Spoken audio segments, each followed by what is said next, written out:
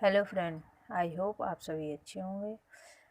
Welcome to my channel Mavika Shukla. आप DElEd first semester, आप लोगों को मेरे चैनल पर सब डीएलएड फर्स्ट सेमेस्टर के सभी सब्जेक्टों की वीडियो मिलेंगी, जिसमें मैम के द्वारा सारा सिलेबस डिस्कस किया जाता है। आई होप आप सभी लोगों को मेरे चैनल पर जो वीडियो है वो अच्छी लगती होंगी। और आज का सब्जेक्ट है संस्कृत, जिसमें मैम के द्वारा सारा सिलेबस डिस्कस किया जाएगा आज की वीडियो का। आई होप आप सभी को पसंद आएगा, और यदि आप लोगों को ये सिलेबस पसंद आए, वीडियो पसंद आए तो शेयर करना, सब्सक्राइब करना, लाइक करना मत भूलें, बिकॉज़ मेरे चैनल पे आप सभी सब्जेक्ट की वीडियो मिलती हैं, जिसमें मैम के द्वारा सारा सिलेबस डिस्कस किया जाता है। डीएलएड फर्स्ट सेमेस्टर के सभी सब्जेक्टों की वीडियो मिलेंगी, और इन सभी सब्जेक्टों की पीडीएफ आपको इट्स ओके क्लास पे मिलेगी, जिसमें मैम ने लिंक दिया हुआ है। उस पर जाकर आप लोग अपने नोट्स की पीडीएफ ले सकते हैं।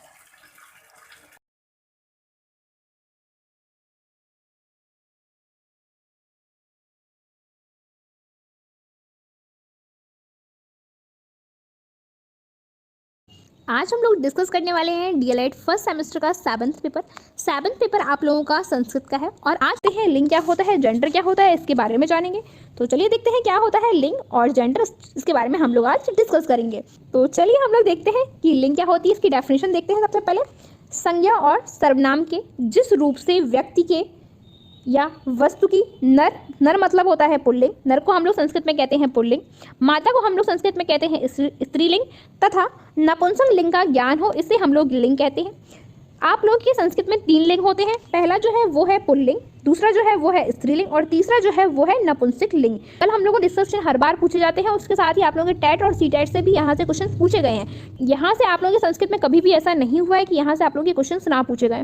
तो ये आप लोगों को काफ़ी ज़्यादा इंपॉर्टेंट टॉपिक है, इसलिए आपको बहुत अच्छे से समझते हुए चलना है सारी चीज़ों को कि लिंग क्या होती है। तो जेंडर जो होता है वो क्या होता है, जेंडर आपके 3 होते हैं, स्त्रीलिंग, पुल्लिंग और नपुंसक लिंग, जिससे हम लोग किसी वस्तु की, किसी व्यक्ति के बारे में पता लगा सकते हैं कि ये इसका कौन सा लिंग है। जैसे कि सीता जो है तो ये आपकी स्त्रीलिंग है, राम जो है ये आपका पुल्लिंग है। इसके बारे में आगे हम लोग डिस्कस करते हैं कि लिंग क्या होता है, जेंडर क्या होते हैं। एग्जाम्पल देखते हैं। पुरुष जाति को हम लोग पुल्लिंग कहते हैं। लड़का, बेटा, गधा, मोर, मोहन, उल्लू, ये सब क्या है, ये सब आप लोगों के पुल्लिंग है। अब गधा और मोर पुल्लिंग है, ये आप लोगों ने कैसे जाना, ये आप लोगों ने समझा कि मोर क्या होता है पुल्लिंग, मोरनी क्या होती है स्त्रीलिंग होता है। मोहन क्या है, मोहन लड़का है, इसलिए ये पुल्लिंग हुआ। बेटा क्या है, लड़का है, बेटी किसके लिए यूज करते हैं, स्त्रीलिंग के लिए।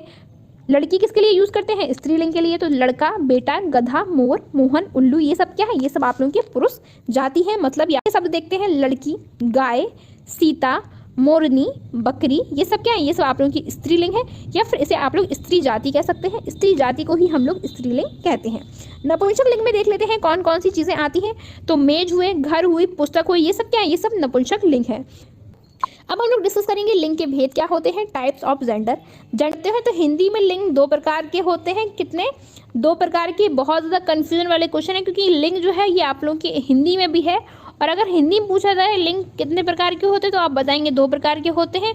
कौन कौन से, पहला जो है वो है पुल्लिंग और दूसरा जो है स्त्रीलिंग। ये 2 ही केवल आप लोगों के लिंग होते हैं हिंदी में। अब बात करते हैं इंग्लिश में। तो अंग्रेजी में आप लोगों के 4 प्रकार के लिंग होते हैं। कौन कौन से होते हैं, पहला है पुल्लिंग, दूसरा है स्त्रीलिंग और तीसरा है उभयलिंग। उभयलिंग में क्या होता है, इसमें स्त्री और पुरुष दोनों को लिया जाता है। जैसे कि प्रिंसिपल है तो आप प्रिंसिपल, वो अगर कोई लेडीज है तो भी उसको प्रिंसिपल बुलाएंगे, या फिर कोई जेंट्स है तो भी वो प्रिंसिपल होगा। ऐसे ही आप लोगों का टीचर है, टीचर में आप लोगों की लेडी टीचर भी आ जाती हैं और जेंट्स टीचर भी आ जाते हैं। तो जो वर्ड कॉमन 2 लोगों के लिए यूज़ किया जाता हो, जेंट्स और लेडीज़, कॉमन वर्ड जो जिसमें कोई भी कॉमन वर्ड जिसमें जेंट्स और लेडीज़ दोनों ऐड हो, उसे हम लोग उभयलिंग कहते हैं। जैसे कि हुआ आपका टीचर, जैसे कि हुआ आप लोगों का प्रिंसिपल, या जैसे कि हुई पुलिस, पुलिस में आप लोगों की लेडीज़ पुलिस और जेंट्स पुलिस दोनों ही ऐड होते हैं। आगे हम लोग हैं नपुंसक लिंग। नपुंसक लिंग के बारे में आप लोगों को पता है, जो चीज़ें न्यूट्रल होती हैं वो सब आप लोगों की नपुंसक लिंग में आ जाती हैं।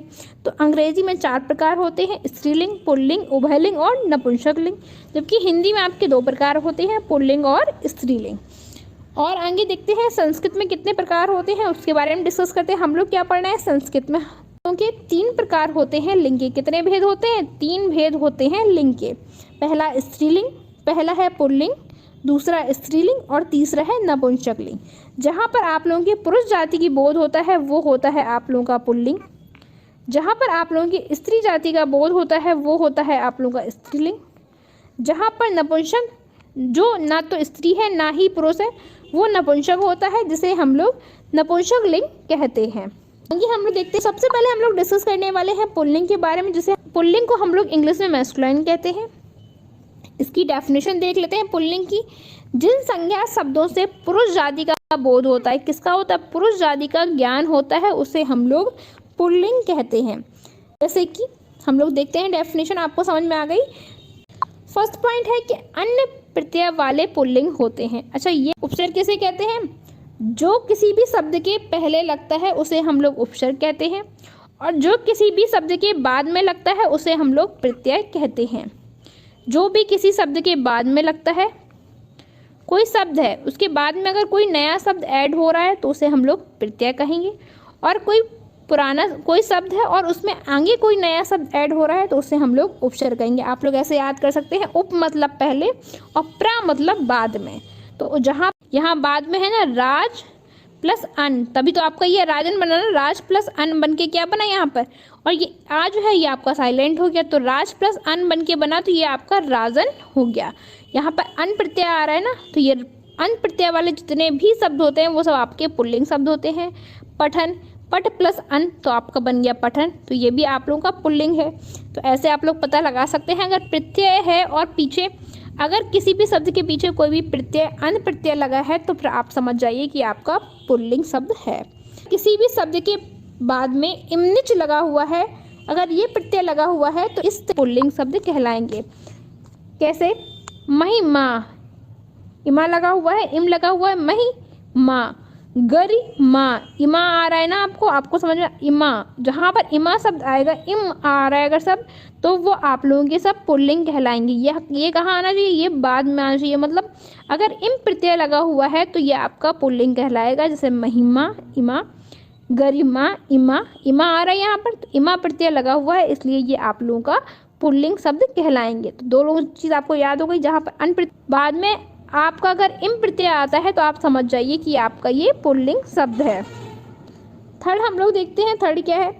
यज्ञवाचक शब्द हमेशा पुल्लिंग होते हैं। ऋतु क्या है? हम लोग बात करते हैं कि कौन सी ऋतु है, तो अगर ऋतु के बारे में बात हो रही तो ये आपका पुल्लिंग है। हम लोग बोलते हैं स्वाहा, स्वाहा किस में बोलते हैं? जब हम लोग यज्ञ वगैरह करते हैं तो हम लोग स्वाहा करते हैं, वहाँ पे आग में जब चीज़ डाल रहे होते हैं, सारी चीज़ें मिक्स करके हम लोग डालते हैं, तो उसको हम लोग क्या बोलते हैं? स्वाहा जब डालते हैं। तो ये स्वाहा और ऋतु जो है ये सब आप लोगों के क्या होते हैं? पुल्लिंग शब्द होते हैं। हमेशा याद रखिएगा, ये 3 पॉइंट मोस्ट इंपॉर्टेंट है। आगे हम लोग देखते हैं आगे क्या क्या चीज़ें हैं। जहाँ पर धातुओं के नाम दिया जाए तो धातु के सभी नाम क्या होते हैं? पुल्लिंग। जैसे कि रजता, स्वर्णा, ये सब क्या है? ये सब आपकी स्वर्ण धातु है। रजत क्या है? रजत आपकी धातु है। तो जितने भी धातुओं के नाम होते हैं वो सब पुल्लिंग कहलाते हैं। उसके बाद नेक्स्ट है रत्नों के नाम। जितने भी रत्न होते हैं सब आप लोगों के पुल्लिंग कहलाते हैं। हीरा, मरडक, ये सब क्या है? ये सब आप लोगों के रत्न है, और ये सब क्या कहलाते हैं? ये सब पुल्लिंग कहलाते हैं। 6 देखते हैं स्थल के नाम। स्थल मतलब आकाश, पाताल, ये सब क्या है? ब्रह्मलोक, ये सब क्या है? ये सब आप लोगों के स्थल होते हैं, और स्थलों के नाम जो हैं ये सब आप लोगों के पुल्लिंग कहलाते हैं। अब नेक्स्ट देखते हैं 7 पॉइंट है पर्वतों के नाम। जितने भी अपने यहाँ पर्वत हैं विश्व में, उन सभी पर्वतों के नामों को हम लोग पुल्लिंग कहते हैं। जैसे कि शैल पर्वत है, गिरि पर्वत है, हिमालय आप लोगों का पर्वत है। तो हिमालय अगर पूछा जाए कौन सा लिंग है हिमालय में, तो आप क्या बताएंगे? पुल्लिंग है हिमालय। हम लोग देखते हैं ग्रहों के नाम। भानु, शशि, बुध, ये सब क्या है? ये सब आप लोगों के ग्रहों के नाम हैं, इसलिए इन्हें हम लोग पुल्लिंग में रखते हैं। ये जितने भी सब है जल के नाम।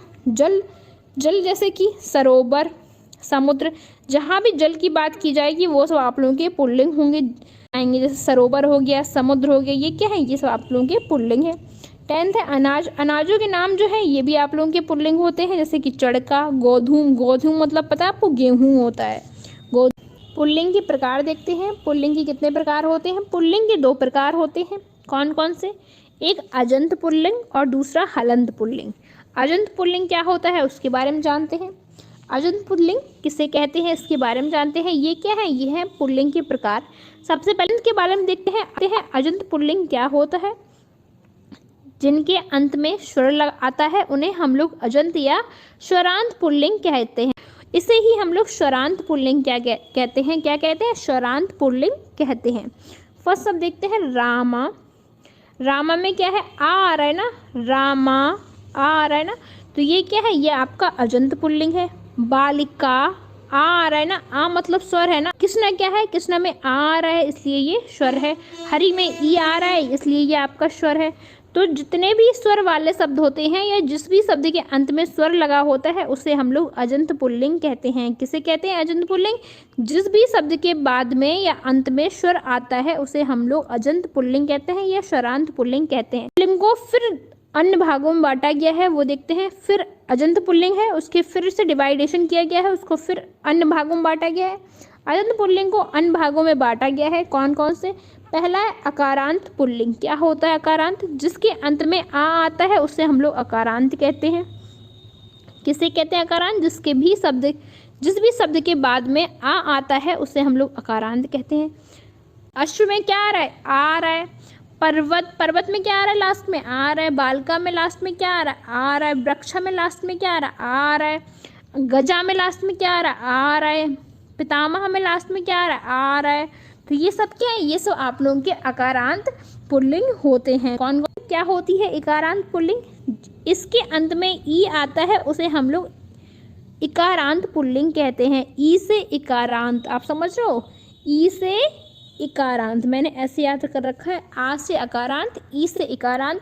तो जिस भी शब्द के लास्ट में या अंत में ई आता है उसे हम लोग इकारांत कहते हैं। उदाहरण देख लेते। पति ई आ रहा है। मुनि में भी ई आ रहा है। कवि में भी ई आ रहा है। निधि में भी ई आ रहा है। तो ये सब क्या है? ये सब आप लोगों के इकारांत पुल्लिंग कहलाते हैं। आगे देखते हैं। थर्ड जो है वो है आप लोगों का उकारांत पुल्लिंग। क्या होता है उकारांत पुल्लिंग? उकारांत पुल्लिंग क्या होता है? इसके अंत में ऊ आता है। ऊ से उकारांत और ऊ से उकारांत। ऊ से उकारांत और मतलब जिस भी शब्द के बाद में या अंत में ऊ शब्द आता है उसे हम लोग कहते हैं उकारांत पुल्लिंग। समझ में आया आप लोगों को? ऊ से उकारांत। उदाहरण देखते हैं। गुरु, यहाँ क्या ऊ आ रहा है। भानु क्या आ रहा है? ऊ आ रहा है। विष्णु क्या आ रहा है? ऊ आ रहा है। साधु ऊ आ रहा है। पशु ऊ आ रहा है। शिशु ऊ आ रहा है। तो यहाँ पर सभी शब्दों के अंत में क्या आ रहा है? ऊ आ रहा है। इसलिए इन सभी शब्दों को हम लोग उकारांत पुल्लिंग कहेंगे। आप लोगों का जो नेक्स्ट है वो है आप लोगों का हलंत पुल्लिंग। को हम लोगों ने 2 पार्ट्स में डिवाइड किया हुआ था, एक तो अजंत और दूसरा जो था हलंत। तो अजंत के बारे में हम लोगों ने डिस्कस किया। अजंत वो होते हैं जिनके भी अंत में स्वर आते हैं उन्हें हम लोग अजंत कहते हैं। जिन भी शब्दों के अंत में स्वर आता है उसे हम लोग अजंत कहते हैं। फिर अजंत के भी प्रकार हम लोगों ने देखे, अकारांत, इकारांत, उकारांत। आगे व्यंजन होता है। क्या होता है? व्यंजन आते हैं उन्हें हलंत या व्यंजात पुल्लिंग कहते हैं। क्या कहते हैं? व्यंजात पुल्लिंग कहते हैं। एग्जाम्पल देखते हैं। आत्मान, आत्मान में अंत में क्या आ रहा है? आन। ना आ रहा है ना यहाँ पे, तो ये क्या हुआ? ये आपका हलंत पुल्लिंग हुआ। उसके बाद चंद्रमस, चंद्रमस में सा आ रहा है ना, तो ये क्या हुआ? ये सब आप लोगों के हलंत पुल्लिंग हुआ, क्योंकि ना और सा जो है ये आप लोगों का व्यंजन शब्द होते हैं और ये व्यंजन शब्द आप लोगों के सबसे लास्ट में आ रहा है, इसलिए ये आप लोगों के हलंत हुए या फिर आप लोगों ने व्यंजनात् पुल्लिंग भी कह सकते हैं। फर्स्ट पार्ट है आप लोगों का सकारांत पुल्लिंग। क्या होता है सकारांत पुल्लिंग? वो देखते हैं। जिसके अंत में सा आता है उसे हम लोग क्या कहते हैं? सकारांत कहते हैं। कहते हैं सकारांत कहते हैं। जिस भी शब्द के अंत में सा आता है उससे हम लोग सकारांत कहते हैं। और सा से क्या होता है? सकारांत होता है। ई से क्या होता है? इकारांत होता है। ऊ से क्या होता है? उकारांत होता है। आ से क्या होता है? अकारांत होता है। और सा से आप लोगों की क्या होता है? सकारांत होता है। तो जिस भी शब्दों के अंत में सा आता है उसे हम लोग सकारांत पुल्लिंग कहते हैं। जैसे विद्वान को संस्कृत में हम लोग विदुष कहते हैं। तो यहाँ पर शा आ रहा है, इससे पता चलता है कि शा मतलब शकारांत पुल्लिंग है। चंद्रमस, चंद्रमस को हम लोग हिंदी में कहते हैं चंद्रमा, चंद्रमा को ही संस्कृत में चंद्रमस कहा जाता है। तो ये शाह लास्ट में आ रहा है, इसलिए ये आप लोगों का सकारांत पुल्लिंग हुआ। जिस भी है नकारांत पुल्लिंग, नकारांत पुल्लिंग क्या होता है? जिसके अंत में ना शब्द आता है उसे हम लोग नकारांत पुल्लिंग कहते हैं। जैसे कि आत्मान, आत्मान क्या है? इसके अंत में क्या आ रहा है? ना आ रहा है, और ना से क्या होता है? नकारांत, इसलिए यहाँ पर ये आत्मान जो है ये आप लोगों का नकारांत पुल्लिंग होता है। शब्द के अंत में क्या होते हैं? जिस भी शब्द के अंत में व्यंजन शब्द आते हैं अंत में, उसे हम लोग कहते हैं हलंत पुल्लिंग। इसे ही हम लोग व्यंजनात् पुल्लिंग भी कहते हैं। जैसे कि आत्मान, आत्मान में क्या है? अंत में ना आ रहा है।